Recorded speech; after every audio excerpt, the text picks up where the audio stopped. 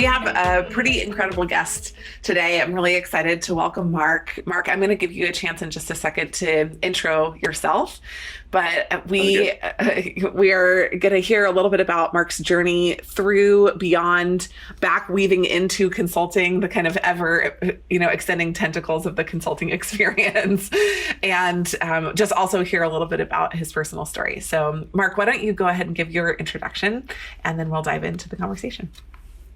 Sure. So, my name is Mark Skoskiewicz.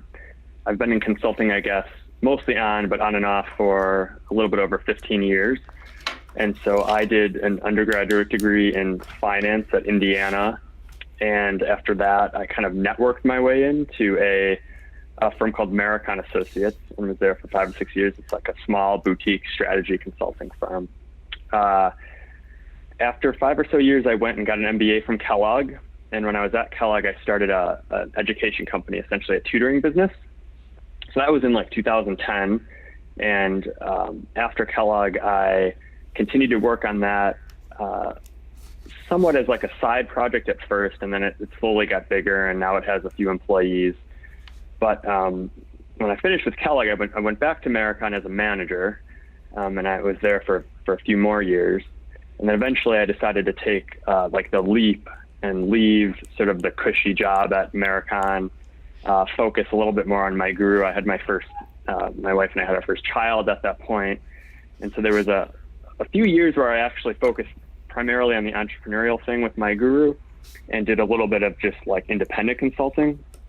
And then my old mentor and boss, Tim, started a firm called TRC Advisory, which is yet again a small boutique strategy consulting firm. And so now that I spend a lot of my time on that now, as well as helping run my guru. And so I'm kind of a entrepreneur mixed with strategy consultant. That's my story. Some of my favorite breed of humans. So excited to have you on the call and the conversation today. Mark, what we're going to do is we're going to start with 5 fun questions just to get to know you a little bit. And then we're going to dive into the more serious, deep questions inside the call. Good. So the first one is a career that you could have pursued but didn't. Either you got a crazy career advice test when you were in high school, or, some recommendation from somebody or somebody that you admired that you thought you could have gone after and ended up not. Yeah. Well, I don't want to overplay my skills here. This is not really fair for me to answer this way, but I'll answer this way anyway. Growing up, I was a pretty competitive, like, ice hockey player, and I'm not suggesting that there's a good chance at all that I ever could have actually played professional ice hockey, but there was I did have to make a decision after high school. Like, there's this level in hockey between like being a high school athlete and a college athlete where you go away and play like juniors. And I decided to like not give that a shot and just go to college. So I guess that's my answer. I kind of sometimes wish I would have at least given it a shot to see like what would have happened. Probably nothing, but there. I'm not a professional ice hockey player. Do you still skate? Yeah, I still, I help coach my son's team, and I skate, at least once a week. So still a big part of like my life, I guess. That's amazing. Great. The second one is the biggest risk that you've taken that's paid off. Yeah, I think the first one, my first answer was a little bit out there. I think this answer is just going to be much more boring. I already described this, but I did decide to leave Maracon and do something somewhat entrepreneurial and like kind of focus more on my guru and have more flexibility to spend time with my son at a time when I wasn't as financially secure as I am now, and it was kind of stressful for my wife. And so, but I think it paid off. I have had a lot more flexibility, and things have worked out on the entrepreneurial side, and I've been able to find really interesting consulting experiences afterwards as well. So yeah, I'd say that's my biggest risk. Okay, love it. Good. So highlight of 2020, the year that people seem to have trouble finding highlights in. What's been your highlight? Geez, highlight of 2020. Basically, after the shelter in place in Chicago and a lot of different parts of the country, I guess, I'd been spending a lot of time with my daughter and my son just on like the stuff that they like doing. So like she likes figure skating and he likes hockey. And so it really was just when those activities started up again and I was able to see them like not in the house, like cooped up, yelling at each other and like being generally unhappy and finally like out doing activities again in the real world. I mean, that's my highlight. So just breaking free and getting back into society was good. Awesome. I love that one. Great. So I don't know if you've traveled yet, but if you have, the first place that you traveled kind of in the new COVID reality, and if you haven't traveled yet, the first place that you will travel or hope to travel. Yeah. So the first place I traveled was over the first, for the past 4 years, we had gone, so I live in Chicago, and so New Buffalo, Michigan is like an hour away. And it's a real short trip that I had gone with my family, I don't know, 3 or 4 years in a row. And so when things opened up a little bit, I felt like we were taking a little bit of a risk because, you know, people weren't really traveling a lot. But yeah, we went for one night. We went to New Buffalo to kind of like have like a normal life again. And so that's again, another boring answer. It's an hour away from Chicago, but it did involve a hotel and it was a different state. So that's totally awesome. Yeah. Great. Okay. And then final question, this is a two-parter, kind of like a BCG question. Yeah. First part is Cubs or White Sox. Second part is New York or Chicago pizza. Yeah. I mean, so I'm a White Sox fan. It was kind of a tough end of the little mini season here because they were looking really strong and then they kind of faded. And then, yeah, Chicago pizza. Really? That's your only wrong answer you've given so far. Well done.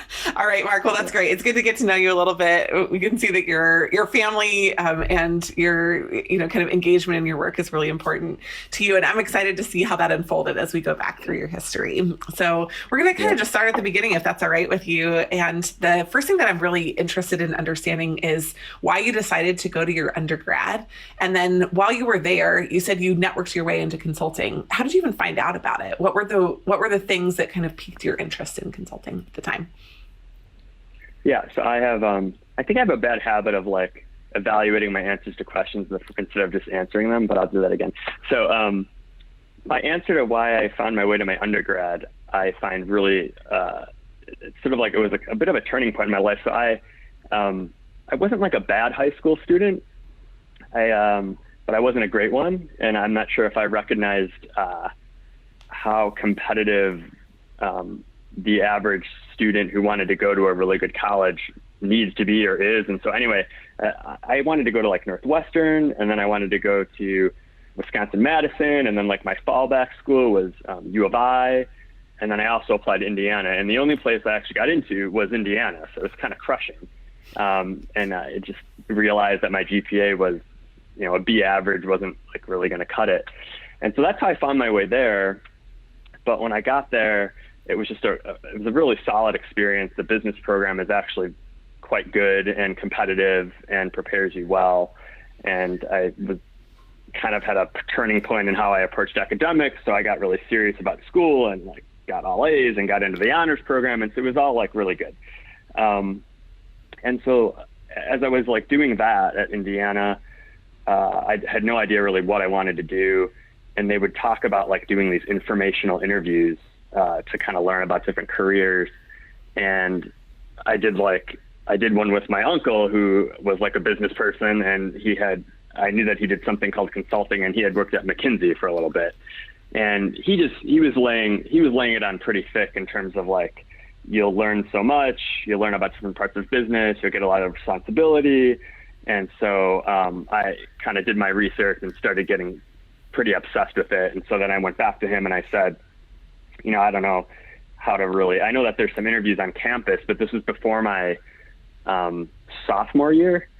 And he was able to get me this is before my junior year. He was able to get me an unpaid internship at this place called Maracon Associates. And so that's kind of how I networked into Maracon. I call that the McKinsey hustle, when you start out being like, I'm just curious about it. And by the end, you're obsessing over wanting to get into consulting. Yeah, it's a McKinsey trait that they've somehow perfected. Awesome. Well, so you went to Maracon as a unpaid associate, but obviously became more than that there. So tell us about your early experience and how you transitioned that into full-time work. Yeah. Hold on 1 second, please. Sorry. Okay, buddy. I'm sorry. Okay. All right. Sorry about that. No problem. Break for a 3-year-old. Tried to avoid that. Sorry about that. So yeah, my early experience at Maracon was, I think, quite unique, but I mean, I think there's a lot to learn from it. So like I said, I came from Indiana, networked in. They didn't really have like an unpaid internship program, but it was, my uncle knew one of the partners and said, hey, my nephew is really motivated and he's a smart kid and he'll do this for free. And would anybody be interested in having him on one of like the local teams? So that was that first summer. And, I worked really hard, listened a lot, tried to ask questions, tried to contribute. And so they asked me back then for the next summer as a paid intern.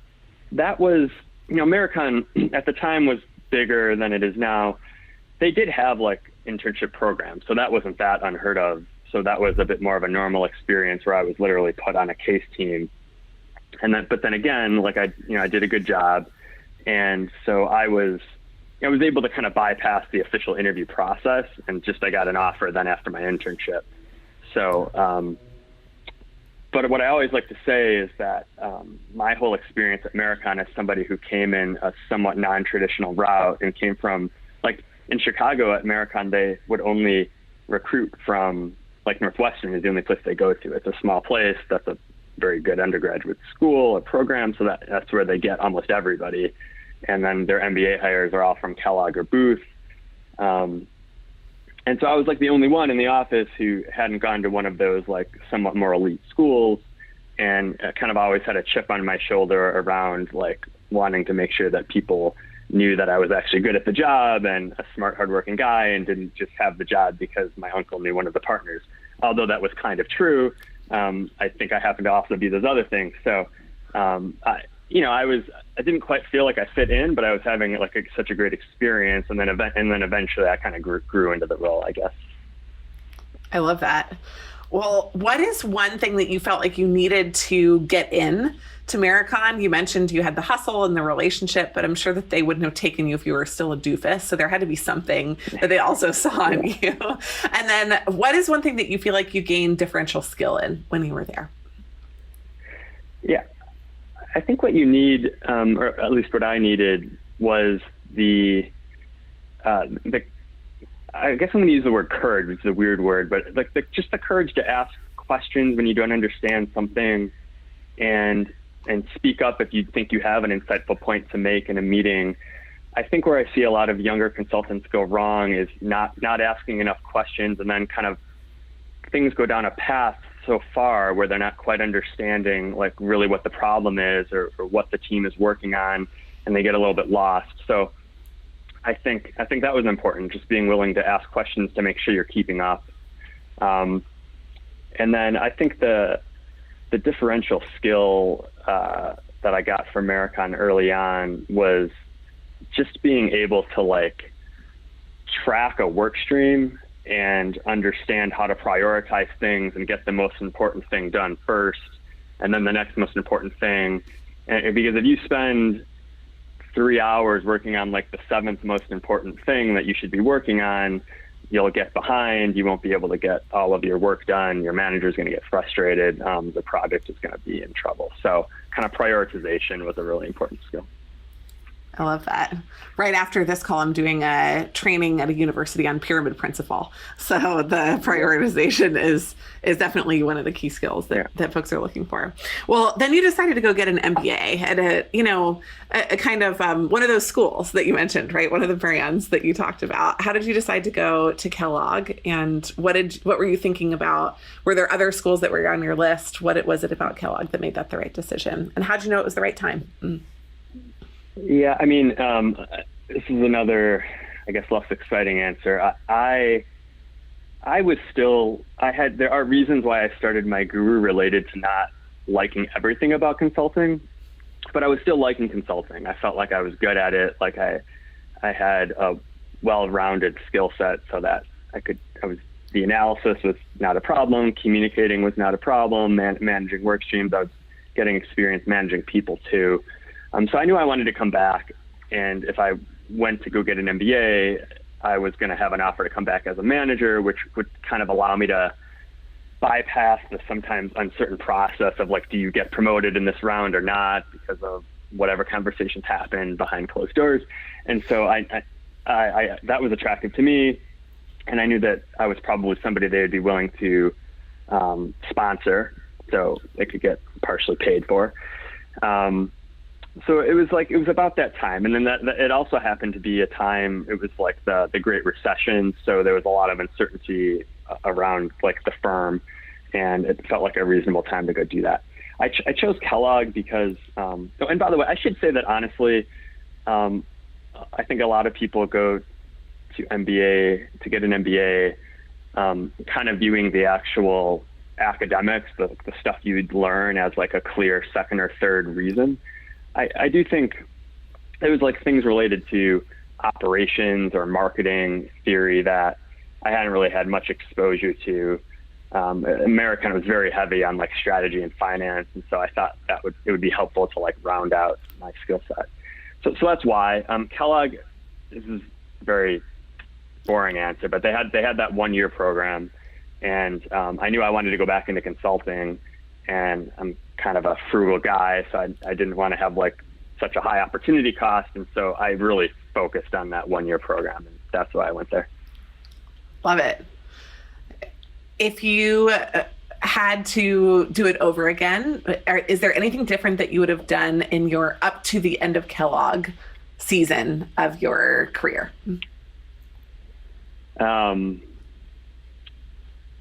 Up to the end of Kellogg, I think what I'd focus in on there is at Kellogg, because I was pretty clear that I was going to go back to consulting. And because I had, which I haven't really talked about much yet, but because at the beginning of Kellogg, I had decided that like I had this entrepreneurial itch that I wanted to kind of scratch by starting up a little, a business at Kellogg, because I was spending time on that. I did not like invest my time and effort in like building a network or really having like an MBA experience, which I still kind of regret. So in my going all the way back to high school, I would have gotten better grades and gotten into more colleges. Then after that, I would have like more fully invested myself in the MBA program to like meet people and experience new things. So yeah. So that's the downside of being too focused on the right things, is that sometimes the bigger picture actually, right, is kind of the long game. I love that. Thanks for that insight. Well, then tell us a little bit now about the launching of My Guru. At that point, there are a couple of things that start to happen at the same time, right? You have My Guru happening a little bit. And I'd love to know just the business thesis of it, where it started and where it's evolved to. But then you also had going back to Maracon, and then you have the season at TRC Advisory. So I'll let you just kind of unpack that for us so that you can walk through what happened in the order that you think makes the most sense from the learning experience. Yeah. So I think I started, and I'll be honest, I started something in business school. And I just wanted to do something, because one of the downsides of consulting is that although there's a ton of learning and you meet a lot of people, the fact is they're typically 3-month projects, and the deliverable is a PowerPoint document, usually, at least in the consulting that I was involved in. Mm-hmm. And you're selling ideas. So you aren't really involved in implementing the ideas, and there's a lot that it takes to actually execute against the ideas that you don't, at least in the type of consulting I did, don't get involved in. And so it was a little bit like, I felt like I was missing something about being a successful business person that I didn't want to miss. And I would look at some of the partners at Maracon, and I could tell that they had done this their whole life. And so when the conversation started getting into the actual nitty gritty of how to execute, they weren't as strong. And so, so I wanted to do something entrepreneurial at Kellogg. The reason why I ended up being a tutoring company was I had done some tutoring as an undergrad at Indiana in finance and accounting. And I was just able to see how sometimes like the one-on-one instruction can really turn things around for somebody who just isn't kind of getting it in the class. So I became just sort of interested in the idea of finding kind of a better way to bring one-on-one instruction to more people. I'm gonna be honest. There's a lot of like tutoring agencies out there. So a one-on-one tutoring company is not like the most novel idea. So it was something that I understood because I had a little bit of experience as a tutor working for a private tutoring company. I wanted to do something entrepreneurial. I didn't have a ton of capital. I just kind of wanted to start going, learn about different marketing strategies, hiring people, starting a business. And so that kind of was why I followed that path. I don't know if I fully answered all your Absolutely. questions. And I just want to call it one of the things that you said and just make sure that I heard it right. I think you said Maracon was a big ideas place and you were focused on selling the ideas. And one of the things that was actually attractive about this is that it wasn't a novel idea. That wasn't the point. It was execution focused. And you believed that there was a gap in the way that the idea that had been done before was going to be executed. Yeah, that's exactly right. I had been involved in selling ideas and I wanted to be involved in something that was more, like the execution was the more important thing. Right. Exactly. And I guess if somebody asked me like, why would somebody work with My Guru versus some other tutoring company? I mean, the differentiators I do, and again, it goes back to execution. I have built relationships with like really experienced, generally very impressive tutors who are very good. And it's a pretty streamlined model where, because I haven't invested in like content development and a lot of like flashy technology, and I don't actually spend that much money on marketing. We really are able, through search engine optimization, when somebody Googles the right terms and finds our site, we're able to really provide I think a very good value. And then through that continued kind of organic search traffic and referrals, it's just sort of grown into something reasonably successful. So it's like quality tutors that allow you maybe access to a tutor for the same price as taking a test prep class. And I think it's a lot more powerful to get to work one-on-one with a tutor. So that's kind of the thesis behind the My Guru business model. Awesome. Now, I'm curious to hear a little bit more about My Guru, but I want to come back to it. Can you just talk a little bit about your exit from consulting? So you decided at some point that, you had gone back to Maracon, but there were these other things that you wanted to do. I'm curious if that was a critical mass for My Guru, if it was a timing thing. What was it that made you decide my season in at least consulting as you had known it was ending? And when did you decide to move on? Yeah, I think the exit from consulting, so I do Kellogg, I start My Guru is going. The answer to your question is fundamentally going to be my personal situation. So I'm at Kellogg, start My Guru, it's going, it's something I work on like at night and on the weekends, but I'm traveling and I'm managing consulting projects, and I have to stay for at least 2 years because of the whole like getting business school paid for thing. So I'm there for so the 2 years ends. My Guru has gotten a little bit bigger. I have my first child. There's just a lot going on.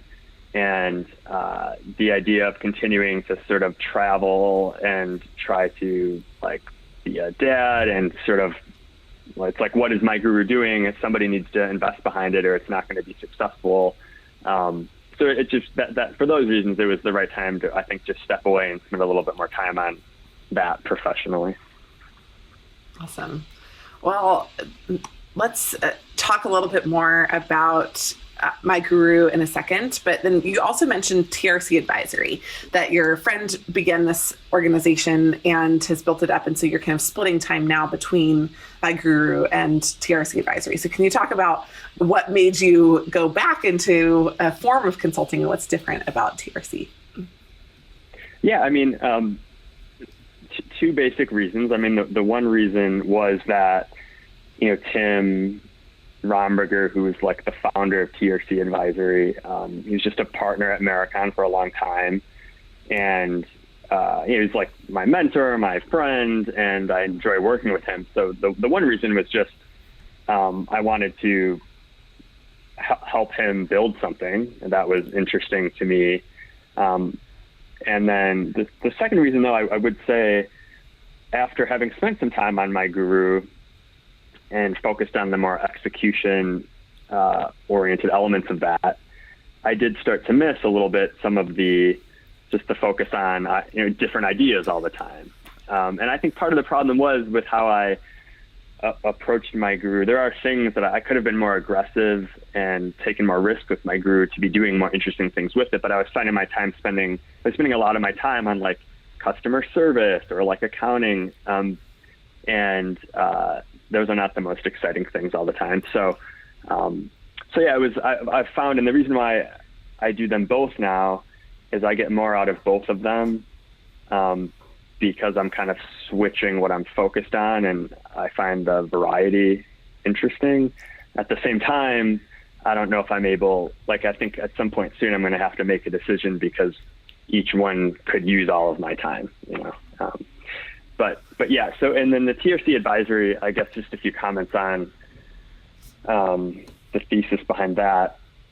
I think we've been able to bring kind of the approach and the thinking and the tools that we used at Maracon, which was a firm pretty focused on selling to like larger publicly traded companies. I mean, at some point in time, they would be happy to have a project with almost anybody, but I think at TRC, we've kind of focused more on like portfolio companies of private equity firms and just come in at a price point that allows us to work with smaller businesses, which I found really interesting because once you're working with smaller businesses, it's easier to have impact. You can actually get involved in some more like operational or execution oriented projects. And so I've had a really good experience working at like the smaller firm with smaller clients.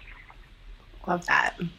Well, I want to hear one more thing about My Guru, and then we're going to move on to a few points of career advice. So For My Guru, what makes it special? Why do people work with you over other people? And it could be as simple as they find you and they don't find others. And it could be as complex as the differential service you provide or the way that you explain it or something like that. But I think it would be amazing just to know what you believe some of the value statement is around the business.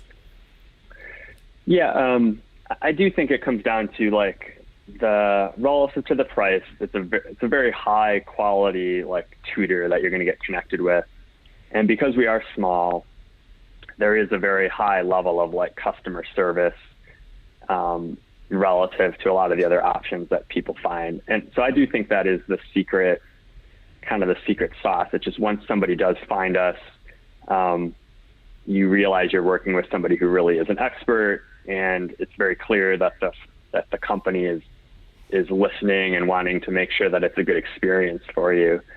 I think that a lot of the industry is investing behind really like kind of seemingly interesting like apps or programs or methodologies. But I just like at the end of the day, I come down to you need like the right skills and an expert kind of making it click for you.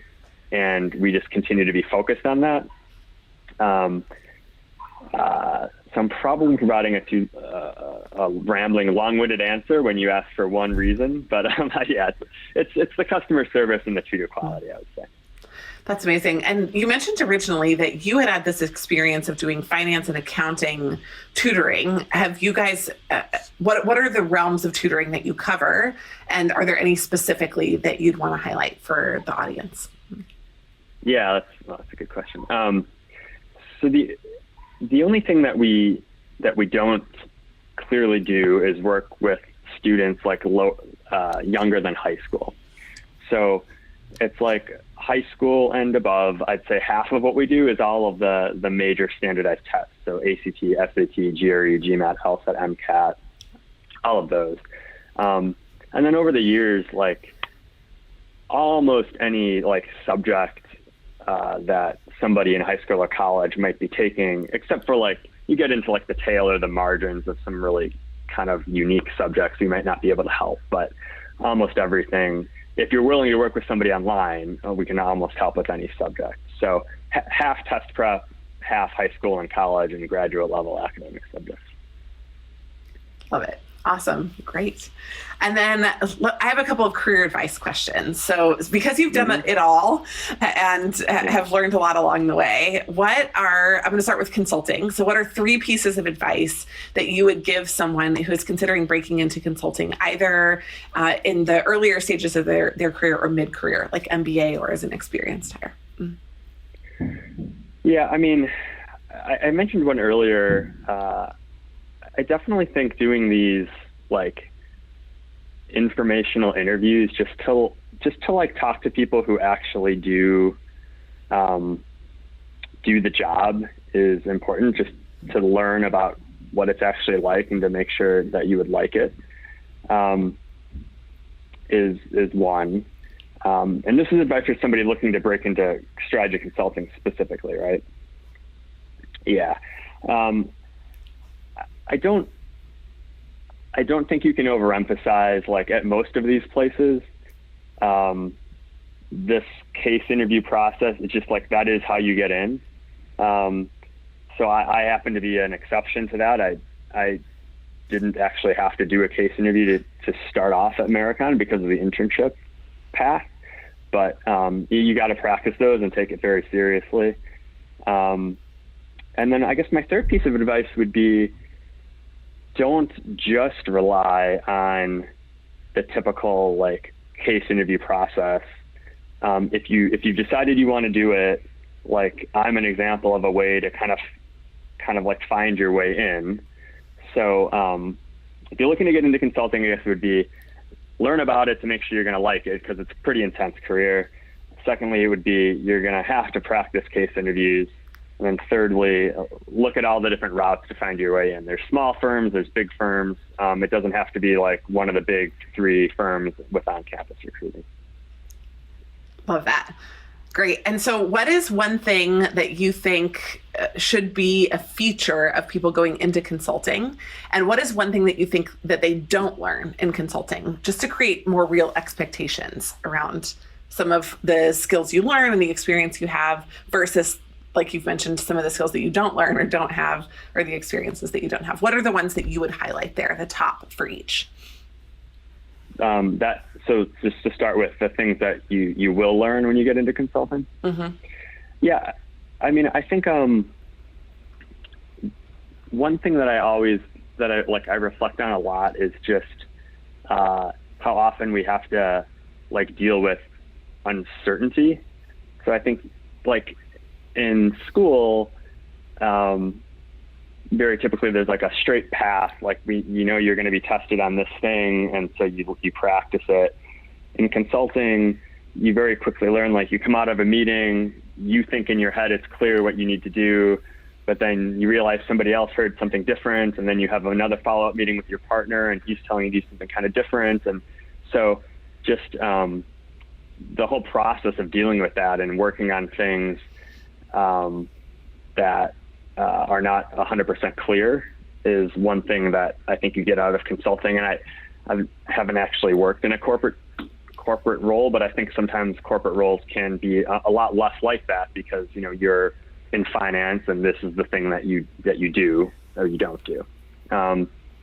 So that's one. I think for like a young person coming out of undergrad in consulting, I'm sure you can be successful if you have like the personality where you just work super hard and you're doing the analysis and you're pretty quiet.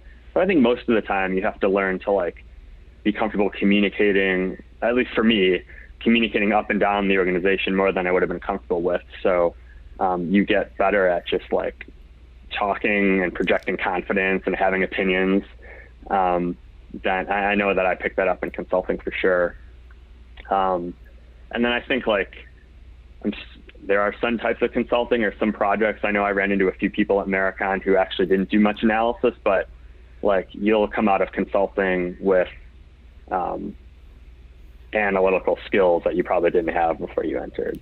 So those are the three things you get. And then you were also asking, what don't you get? Are the things you don't? Because sometimes I think it feels like this, magical universe where you get everything that you could possibly want. But there are, of course, things that you don't do that because you're focusing on some of those other things that we've talked about. What do you think those are that you don't get inside consulting? And if you're looking for those, make it either not the right field for you or you need to get them on the side.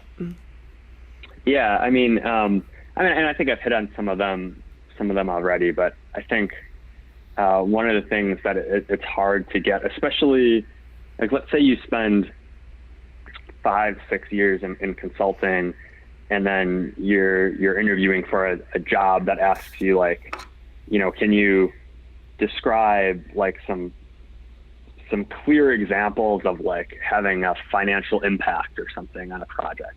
And I think sometimes inside of an organization, you can point to we worked on this new product, we worked on it, we launched it, it went well, we made $15 million or something.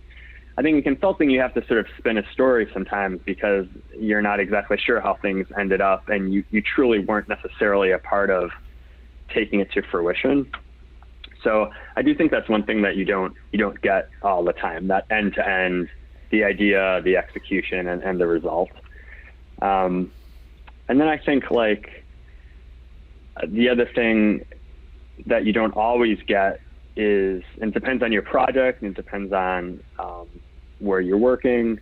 But I mean, there are some consultants that I think go quite a few years at Maracon or at TRC and get frustrated because they really haven't had the opportunity to manage somebody else and get some of these leadership soft skills. And I think you actually get them. You're managing clients, but I think some people are desiring the idea to be the boss of somebody else, and that doesn't always naturally happen. So yeah, I don't know, but really honestly, my answer would be overweighted towards that first answer. Consulting is often about ideas and it's less about execution, and that's what I think is sometimes missing. Okay, amazing. Thanks. And then final question, what is one skill that you would encourage people to invest in starting right now that you think is valuable for entrepreneurship? Yeah, I go back, I mentioned it early, but I think the ability to prioritize is so important. When you're an entrepreneur, and I think this applies even in a consulting project if you have a lot of different things you need to be doing. But if you're not constantly evaluating what's going to give you the most bang for your buck in terms of the investment of your time and energy, you can really slow down the growth of your company because you're spending too much time on things that don't matter. So finding a way to figure out what matters the most and what is deserving of your attention, which might be different than what you enjoy doing or what you're comfortable doing, is probably my biggest thing.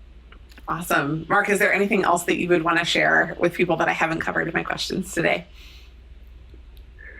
I don't think so. I hope it came across though that I'm really happy that I, started my career in consulting. I think it's hard to imagine, you can go in so many different directions that provide such a nice foundation. I think it's important though, after a few years if you're not going to do it forever, once you have that foundation to make a jump. But yeah, it's a great place to start for sure. So similar to my story, except I was much worse behaved when I first started. I kind of went kicking and screaming into it, maybe a little less certain of the goodness of it, and have come to realize over the fruitfulness of a long term what a powerful decision it was to go into it. So I fully agree with you, but I don't know that I was that enlightened early on in the same way that you are. Yeah. So thanks, Mark, for sharing. I'm going to open up the floor now for other folks to ask questions. So if you all have questions, you can either raise your hand or you can pop questions into the chat bar, and I'll moderate for our final 15 minutes so that Mark, the wise my guru, can share with us some of his personal perspective.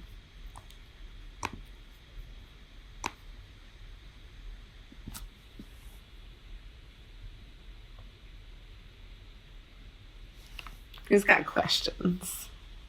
You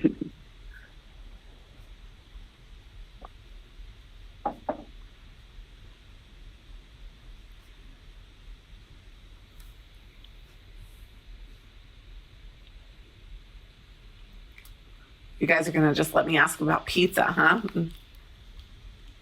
All right, I'm going to ask another fun question while folks are thinking about theirs, and then I'll come back to the chat in just a second. So it sounds like you've been in the Chicagoland area for most of your life. If you couldn't live there, where would you live?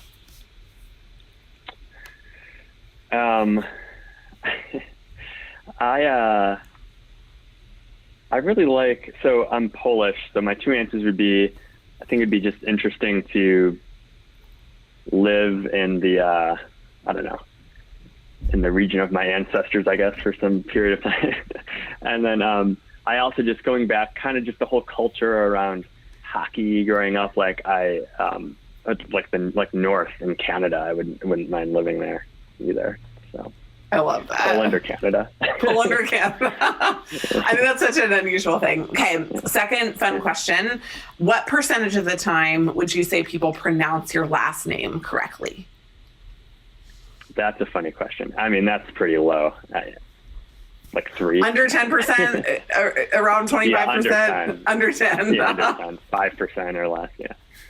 That a lot of people get my last name wrong, and I don't feel like it's that hard. But I bet there are people that are just kind of like Mark, right? You know, just pretending it's not there. I'll tell you a funny story. I was in the grocery store, and I don't know how this happened, but I ended up talking to like an old woman, a Polish woman, and we started talking, and she asked me how I pronounce my name, and she was telling me that I pronounce it wrong. I'm like, well, my grandma's from Poland, and that's how she pronounces it. So it's like, I don't know, it's like impossible to pronounce, even if you're from Poland. That's amazing. She told you that you were pronouncing your last name wrong. She told me, right, exactly. That's incredible. Well, we've got some good questions that have popped into the chat bar, so I'm going to go ahead and pull these in. First, I love this one. What do you think are the advantages and disadvantages of working for a smaller consulting firm over MBB? Yeah, that's a good. So there's some just very concrete ways that I would answer that to start. So I have this hunch that from 401k matches to time off to XYZ, I just think there are probably like this range of benefits that you get at an MBB that you don't get at a lot of smaller consulting firms, like kind of more financial or lifestyle benefits that maybe add up quite a bit. I think another category of benefit of MBB is just, you know, I can put on my resume that I worked at Maracon Associates or TRC Advisory if I ever decide to do something different that requires a resume.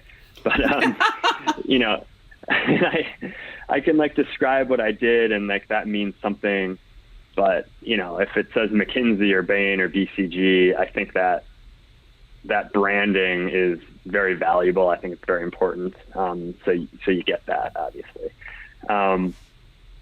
From what I can tell, though, I think that sometimes smaller consulting firms, it's going to be very volatile, but you could have experiences that aren't as good. But I think sometimes you can be put in positions of like leadership and responsibility and be doing work that's incredibly impactful at, you know, beyond your years because you work at a small place that doesn't have the resources to staff that particular project. So I think a smaller firm can really build your skills in the actual doing of the work. Now, I'll give you one more, though. The actual academic training at an MBB is probably often much better than smaller consulting firms. So from a learning development perspective. Yeah. Yeah.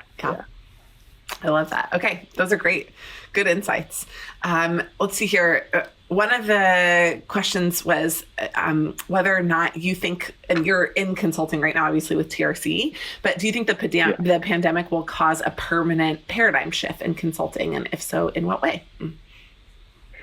Yeah. So, for me, I've been thinking about this a lot because I still think I need to eventually decide to spend more time on my guru, the entrepreneurial path, because it just needs it if it's going to have a chance to be really successful. But one of the things I don't love about consulting traditionally is, all of the travel, which sometimes has traditionally felt unnecessary to me. I mean, I understand being in a room with somebody is important. But I'm already sensing like that is probably going to be different for quite a while. And I think people are probably going to learn that there is a lot, even 5-6 years from now, with hopefully the pandemic is completely behind us, where there's probably going to be a lot more remote work, which could lead towards, I think, people being increasingly comfortable outsourcing different types of work. And so, yeah, I do think there could be a difference in how consulting gets done over the long term, for sure. And I kind of see that a little bit with our current clients. I have a question for that, because I know that a lot of people say that once you've built the relationship, it is easier to manage remotely, but sometimes it's hard to build it. Have you done a sales cycle in the consulting firm within the realm of the pandemic in the last couple of months? Have you been able to begin a new relationship remotely only? Yeah, good question. We have one very clear example of successfully doing that. So and for the first time, I'm not involved in the project, but yeah, we actually had a team. So all of the selling was done, on Zoom, and then but we actually sent a team for the kickoff to Minneapolis on a plane in person this week, which we had to go through a whole process of asking who at TRC would be comfortable even doing that. So yeah, we did one sale. Cool. And you think, so I think that's where a lot of the learnings are going to come, right? The new relationships, the new patterns, the new building. And I think if we're able to do that successfully, I think you're right. It could really endure. Yeah. So then another question is, what are your thoughts on some of the MBB firms in particular opening these implementation practices? So they have always had the idea part of the work, but then they have an implementation side of the business. What do you think about that as a strategy, and also about the kind of different kinds of work that you do in the two places? Yeah, as a strategy, I think it makes sense. I mean, the Bain, McKinsey, and BCG, like as a consultant for 15 years who has always worked for like a small firm, I even see, like, I have one particular client now who really trusts us and spends a good amount of money on us. And we work on a lot of different things, but they still have, they still have Bain in doing like various things. And so when you have like the reputation for being able to bring, extremely smart people into the firm for a project, and you can do the work, and it can go all the way up to like the board of directors, and everybody understands that it was a good decision because BCG did it or what have you. I don't really see the downside of not trying to have an implementation practice so that you can do the recommendation and then implement it as well. I mean, that makes a lot of sense to me. What I have seen, though, to add a little bit of an interesting flavor to it, I have had a few colleagues who worked at Maracon and went and got an MBA and decided, you know what, I'm not going to go back to Maracon. I'm going to go to one of the big firms because I want to have that brand, and I think it might be a different experience, and I might be able to build a better network, and have gotten staffed on like more due diligence type projects or like integration projects. And they they came away with a bad taste in their, like they did not like that experience. So the people actually working on the project didn't like it. So that could be an issue in terms of like balancing the happiness of your employees. Absolutely. Good. Well, I have one final question for you, and this one I think is a really good one. And I get this a lot, so I'm curious about your perspective. The pandemic has now caused a shift in the way that consultants are interacting, as you mentioned before, the higher comfort with remote work, especially when everyone is working remotely. But I get a lot of questions about how tech is, and we think will, disrupt the industry. And I want to actually tack on one of my questions to it that people ask me. Why are people necessary in consulting? Why can't computers and big data and AI do the job, or can it? What do you think about some of those changing dynamics about the introduction and the advancement of technology in consulting? Yeah, that happens to be something that I've also been thinking about recently, because we have a client who, it's kind of I'll turn it into a bit of a funny story. He was quoted in like a CFO magazine as talking about like how they think about big data and how they're using AI to start to begin to get at different insights. And I just know like that is totally untrue. Like they're so early on in doing anything like that. And it's Excel. Yeah. Yeah. I mean, it's so I think that there is so frequently like an important story behind the data that needs to be told. And I do believe that there's probably going to be a movement towards AI, and that it makes sense for companies to invest behind that. But I can't imagine that it will be that quick. It seems to me that it's more of like I guess in my experience, you're going to have new tools, better ways to analyze data, and you're going to need to have people who know how to use those tools and to get the most out of them. But if a company were to like say, well, great, now I have this tool, so I can like not invest in the right people, I think they're probably going to be in a pretty bad place. Yeah, that's an interesting problem. I would say, like in my personal opinion, if I was like an accountant that worked for small businesses, I would be much more worried, because it seems like you can kind of automate the process of like doing accounting a lot more easily than you can like dig into the data of a large company and figure out what matters and what doesn't.